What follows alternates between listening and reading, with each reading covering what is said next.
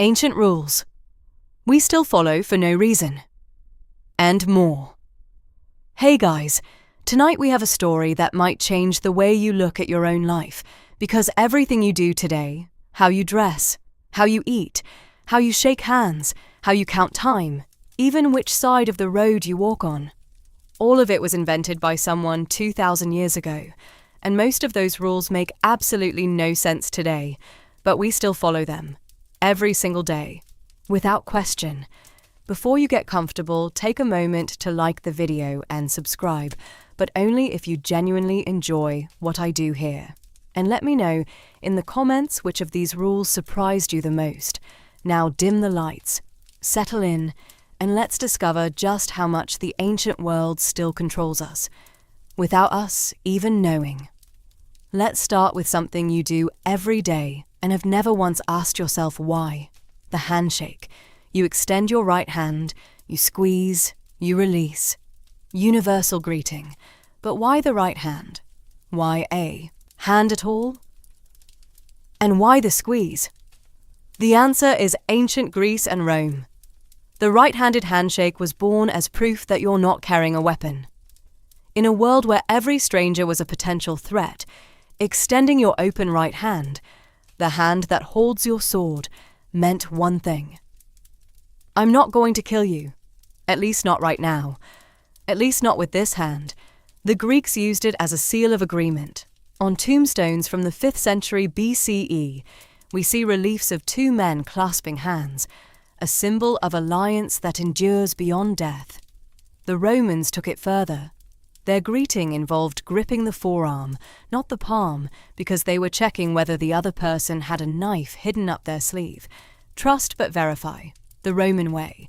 Today, nobody carries a sword. Nobody hides a knife in their sleeve. At least not at business meetings. But we still extend the right hand, we still squeeze, and we still feel slightly uncomfortable when someone offers their left. A weird 2,000-year-old reflex, completely meaningless and completely unavoidable.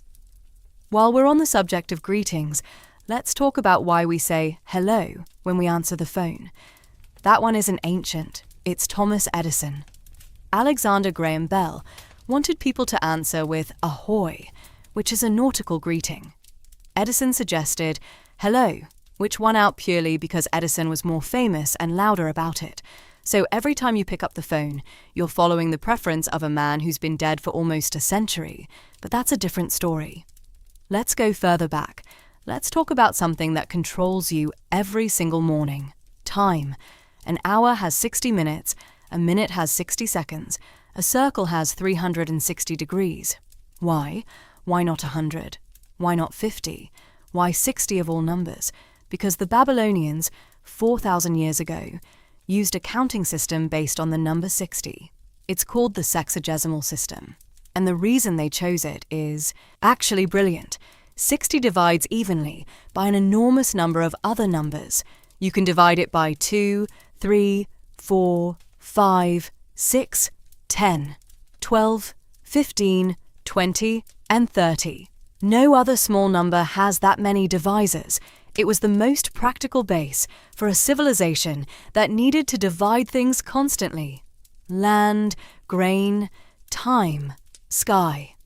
Babylonian astronomers divided the sky into 360 parts, roughly one for each day of the year, plus 5 bonus days that nobody was quite sure what to do with. From that came the 360-degree circle. From that came hours and minutes. From that came the entire system of time measurement you use every time you glance at your phone.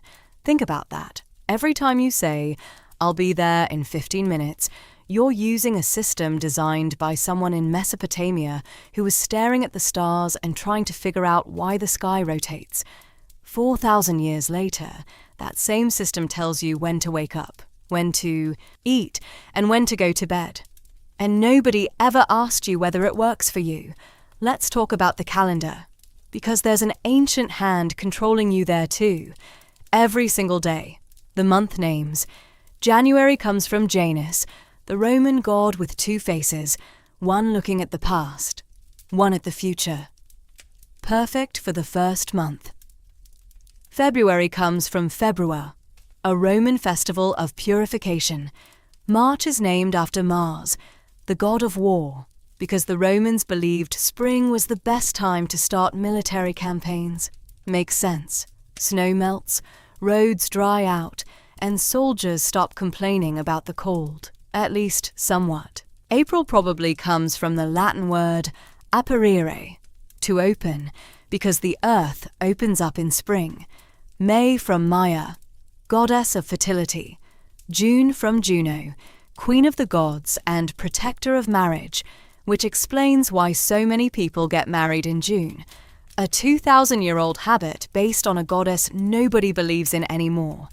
But we still book June weddings, because that's what you do, because that's what people have always done. July and August are the most audacious things anyone has ever done to a calendar. July is named after Julius Caesar, who reformed the calendar and humbly named a month after himself. August is named after Caesar Augustus, who saw what Julius did and said, "I want the same." And then he took a day from February so his month would have the same number of days as Julius's, because Augustus cannot be shorter than Julius. That would be unbecoming of an emperor. And that is why February has 28 days, not because of astronomy, not because of science, but because one emperor was vain 2,000 years ago, and nobody since has bothered to fix it. September, October, November, December, they mean 7th, 8th, 9th, and 10th. But they're actually the 9th, 10th, 11th, and 12th months, because the Romans originally started the year in March. When they moved the beginning to January, nobody bothered to rename the months. And here we are, 2,000 years later, with 4 months whose names literally mean the wrong number. And nobody cares enough to change it. Let's talk about the days of the week, because the ancient world is hiding there too. The week has 7 days, because the Babylonians knew of 7 celestial bodies visible to the naked eye: Sun, Moon, Mars, Mercury, Jupiter, Venus, and Saturn. They assigned one to each day. The Romans adopted this system and named the days after their gods. Saturday, Saturn's day. Sunday, the sun's day. Monday, the moon's day. This is a direct translation. In English, you can see it clearly. In Romance languages, it's even more obvious. Lundi from Luna, Mardi from Mars, Mercredi from Mercury, Jeudi from Jupiter, Vendredi from Venus. Germanic tribes later swapped some Roman gods for their own. Tyr for Tuesday, Odin for Wednesday, Thor for Thursday, Freya for Friday. But the structure remained identical. 7 days. 7 celestial bodies. A system 4,000 years old that you follow every single week without the slightest hesitation. You plan your life around it. You build your routine around it. You feel different on Saturdays than on Tuesdays, and the whole thing was designed by stargazers in ancient Babylon who had no concept of weekends, overtime, or brunch. Let's talk about something you probably did today without thinking. You put on a wedding ring, or you saw someone wearing one. Always on the left hand, always on the 4th finger. Why? The ancient Egyptians believed there was a vein running directly from the 4th finger of the left hand straight to the heart. They called it the vena amoris, the vein of love. The idea was romantic and completely wrong. There is no such vein. Every finger has roughly the same vascular structure. But the myth was too beautiful to die. The Greeks adopted it. The Romans adopted it. The Christians adopted it. And now, 2,000 years later, every jeweler on the planet sells rings sized for the 4th finger of the left hand. An entire global industry, billions of dollars a year, based on an anatomical error made by an Egyptian priest who had never seen the inside of a human arm but had strong feelings about love. Let's talk about why you eat 3 meals a day. Breakfast, lunch, dinner. Seems natural, right? Seems like the obvious way to organize eating. It's not. It's Roman. The Romans ate one main meal a day, cena, in the late afternoon. Everything else was light snacking. The idea of 3 structured meals didn't become standard until much later, but the Roman meal structure influenced everything that came after. The word dinner comes from the French disner, which comes from the Latin disjejunare, to break a fast. The same root gives us breakfast, break, fast. You're breaking the fast of the night. A Latin concept dressed in English clothes. But here's the stranger part. The Romans also invented the reclining dinner, lying down while eating. They believed it aided digestion, which it absolutely does not. In fact, it's one of the worst positions for digestion. But it looked elegant and it signaled wealth. If you can lie down to eat, you clearly don't need to rush anywhere. The custom died eventually, but the ghost of it survives in our obsession with relaxed dining and the concept that eating slowly is more sophisticated than eating quickly. And speaking of food, why do we eat salad before the main course? The Romans, again, they believed raw vegetables prepared the stomach for heavier food. Modern. Nutritionists actually agree with this one, which is rare for ancient dietary advice, but the Romans didn't know about enzymes or fiber. They just thought cold food should come before hot food because that's what Galen said. And Galen was basically the ancient world's WebMD, sometimes right, often wrong, and always very confident. Let's talk about law, because the legal system you live under right now, wherever you are in the Western world, is essentially a Roman invention with a fresh coat of paint. The concept of innocent until proven guilty. Roman. The idea of a trial by jury. Greek. Refined by Romans. The distinction between civil law and criminal law. Roman. The concept of legal precedent. That past decisions should guide future ones. Roman. Written contracts. Roman. Property rights. Roman. Marriage as a legal institution rather than just a religious one. Roman. When you sign a lease, you're participating in a Roman ritual. When you hire a lawyer, you're engaging a role the Romans created. When you stand in a courtroom and swear to tell the truth, you're performing a ceremony that would be recognizable to Cicero. The words have changed. The togas are gone, but the structure is identical. Even the word justice comes from Latin justitia, and legal from lex, and court from the Latin cohors. The entire vocabulary of law is a Roman ghost haunting every courthouse on the planet. Let's talk about why buildings look the way they do, because every time you walk into a bank, a courthouse, a government building, or a university, you're walking into ancient Greece. Columns, triangular pediments, symmetrical facades, stone steps leading up to a grand entrance. This is Greek temple architecture, copied by the Romans, rediscovered in the Renaissance, and exported to the entire world during the colonial era. The United States Capitol building looks like a Roman temple. The British Museum looks like a Greek temple. Banks everywhere look like temples because they want you to feel the same thing you'd feel entering a sacred space: awe, respect, and a vague sense that you should behave yourself. This was deliberate.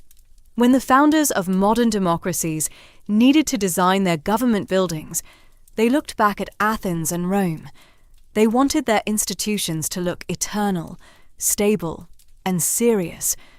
What better model than buildings that had already survived 2,000 years? The message was clear. This government is as solid as these columns, even when the government was 3 years old and had no money. The columns said otherwise, and it's not just buildings. The very idea of democracy is Greek, demokratia, rule by the people. The concept of a republic is Roman, res publica, the public thing. A senate is Roman, a congress is Latin. Even the word politics comes from the Greek word polis, city. Every time someone says, "That's political," they're using a Greek word to describe a Greek concept invented in a Greek city 2,500 years ago. Let's talk about something more personal. Your name. If your name ends in us, a, or ius, it's probably Latin. Marcus, Julia, Octavia, Augustus, Claudia, Maximus. These aren't just movie names. They're names that real Roman parents gave their children, and those same names, slightly modified, are still given to children today. Mark, Julia, Claude, Max, all Roman.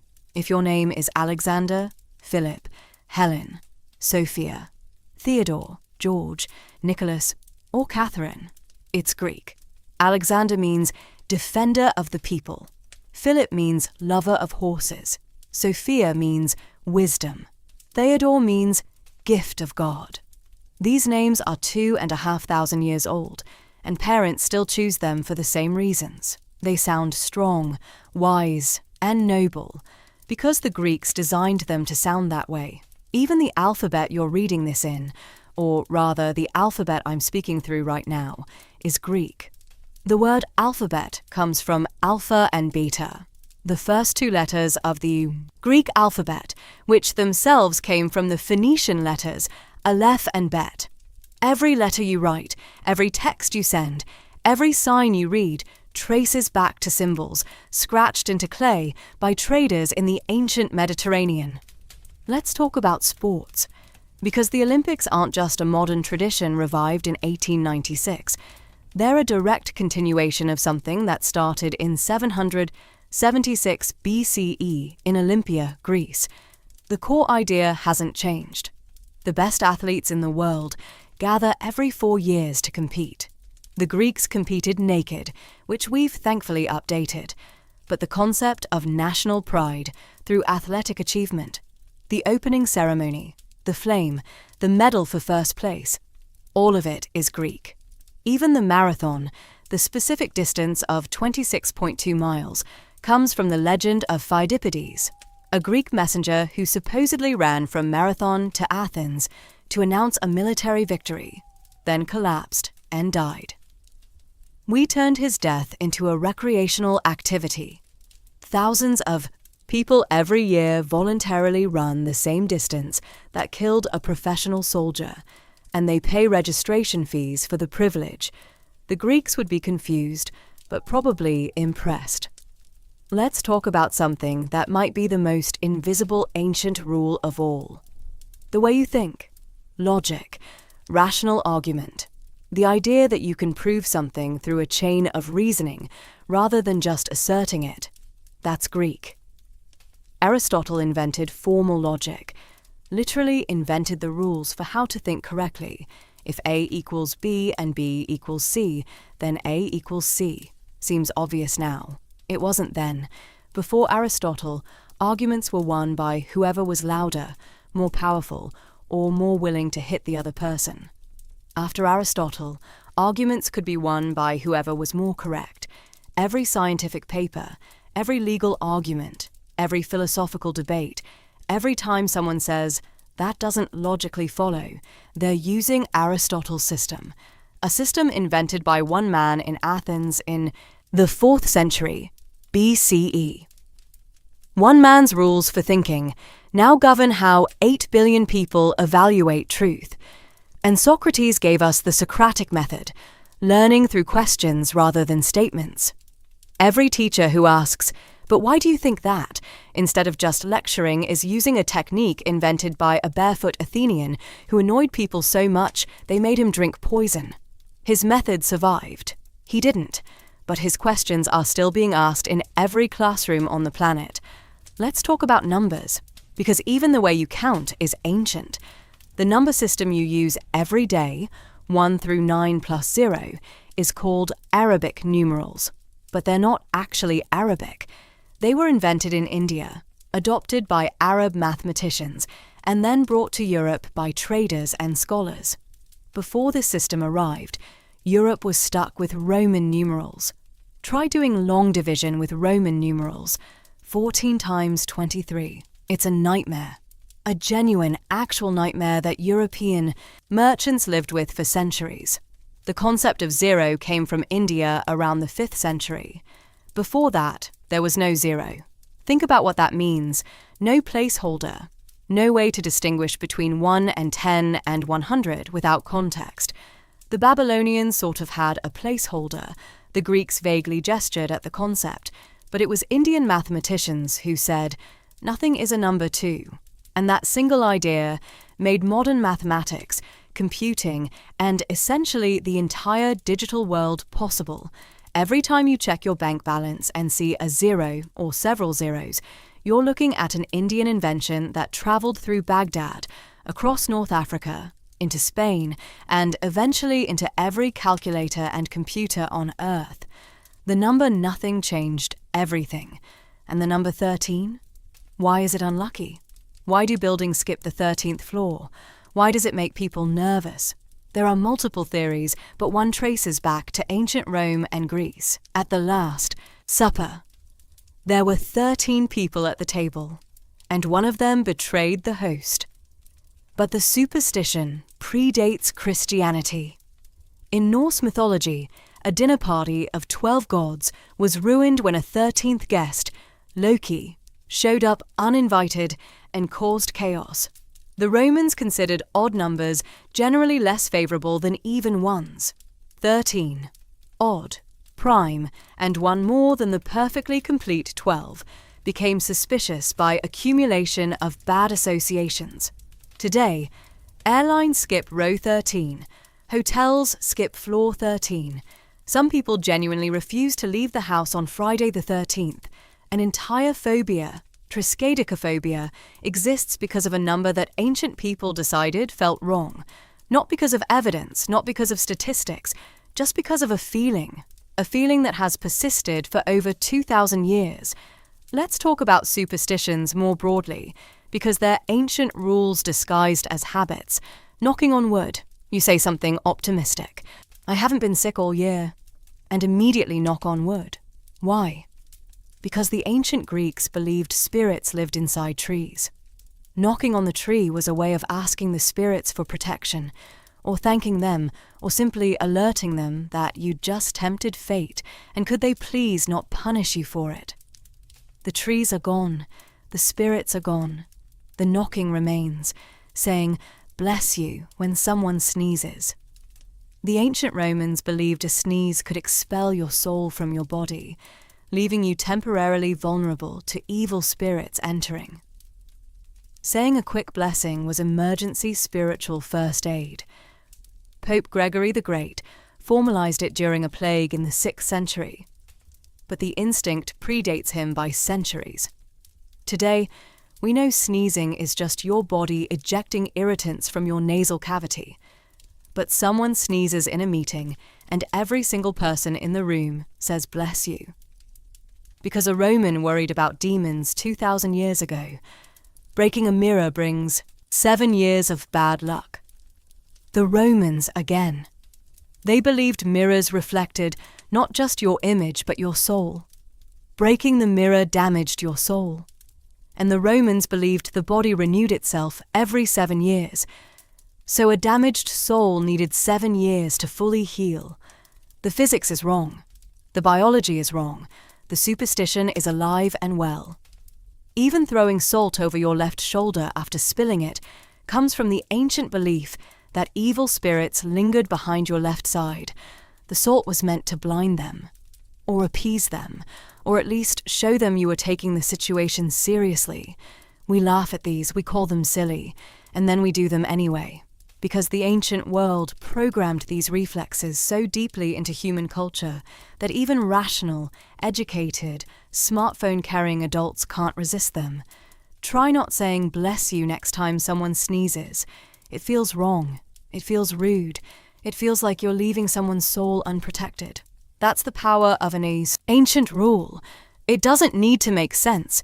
It just needs to have been around long enough that breaking it feels worse than following it. Here's the thing that ties all of this together.